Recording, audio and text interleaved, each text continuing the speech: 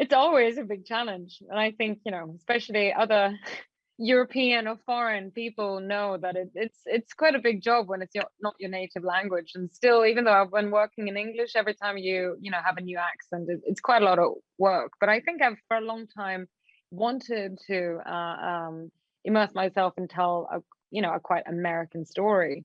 And I really kind of love films that show quite everyday people, because I know that the struggles that people everywhere surrounding us that sometimes don't have the light shined upon them, or their life experiences. I truly enjoy getting to see that myself up on the big screen.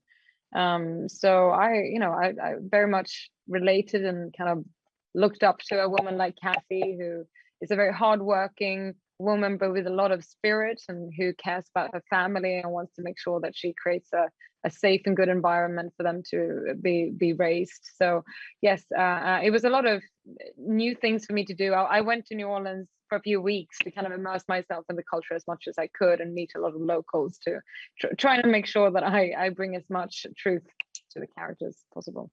I love that.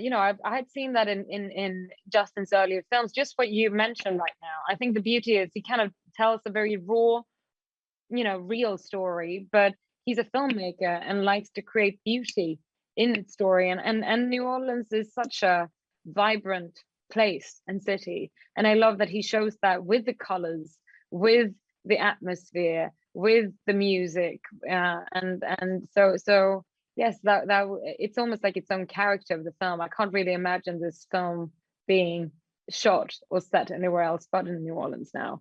So no, I knew, or I kind of assumed based on the films that I've seen Justin do before, that he was going to bring out a lot of its beauty in the film, which I think he did. Like I couldn't believe when I read it that for me it was really, he introduced a dilemma that I couldn't believe was true.